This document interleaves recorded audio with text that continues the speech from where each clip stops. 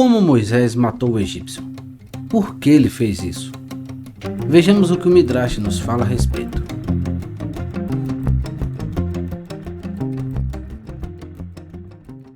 Moisés, criado nos salões luxuosos do palácio egípcio, sempre esteve ciente da cruel realidade enfrentada pelos seus conterrâneos hebreus.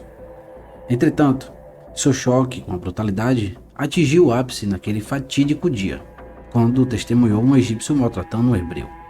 A chama da revolta ardeu em seu peito, levando a um ato pouco compreendido entre os leitores da Bíblia, o assassinato do opressor.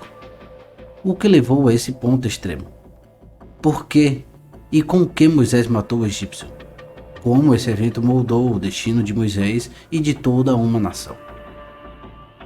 A Bíblia nos conta, no livro do Êxodo, capítulo 2, que Moisés, já grande, saiu para encontrar seus irmãos e atentou para suas cargas, e viu que um homem egípcio feriu um hebreu, um de seus irmãos. Moisés olhou para todos os lados, vendo que não tinha ninguém, matou o egípcio e o escondeu na areia. No dia seguinte, Moisés saiu e viu que 2 hebreus estavam brigando e disse ao agressor: "Por que feres teu próximo?" O agressor respondeu: "Pensa me matar como matou o egípcio?" Então Moisés percebeu que foi descoberto.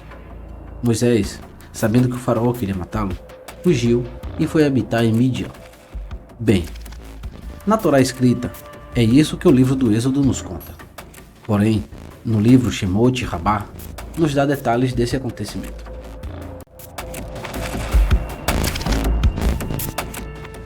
Os sábios dizem: os capatazes eram egípcios e os capatazes eram israelitas. Um capataz egípcio foi nomeado para 10 capatazes, e um capataz foi nomeado para 10 israelitas. Os capatazes egípcios iam às casas dos capatazes hebreus de manhã cedo para fazê-los trabalhar ao som do galo. Num desses dias, um capataz egípcio foi até um capataz israelita e dirigiu seu olhar para sua esposa, que era linda e impecável. Ele chegou cedo enquanto o galo ainda cantava e o tirou de casa. O egípcio voltou e se relacionou com a esposa do israelita, pois ela pensava ser seu marido, e ela engravidou. O marido dela voltou e viu o egípcio saindo da casa dele e perguntou a ela: "Ele tocou em você?" Ela disse: "Sim, pensei que ele fosse você." Assim que o capataz egípcio percebeu que o capataz israelita já sabia o que ele fizera com a mulher, ele devolveu ao trabalho duro e o espancou, tentando matá-lo. Moisés estava olhando para ele e observando, e ele viu por meio do Espírito Santo o que aquele homem havia feito com o israelita na casa, e viu também o que iria fazer com ele no campo. Moisés disse: "Este certamente está sujeito à execução, como está escrito: quem ferir uma pessoa será morto." Quando Moisés viu isso, consultou os anjos e disse-lhes: "Este é passível de execução?" Eles disseram: "Sim, é o que está escrito. Ele viu que não havia homem que falasse a seu favor." Então Moisés matou o egípcio. Vamos ver agora com o que Moisés matou o egípcio. Rabino Eviatar disse que ele matou o egípcio de murro. Alguns dizem que ele pegou o gancho e removeu o cérebro do egípcio. Os rabinos dizem que ele invocou o nome do Todo-Poderoso e o matou. Então Moisés escondeu o corpo na areia, pois não havia ninguém além dos israelitas.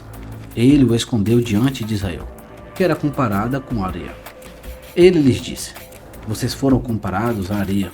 Assim como a areia, uma pessoa tira daqui e coloca ali, e nenhum som é ouvido. Assim também este assunto permanecerá oculto entre vocês e não será ouvido."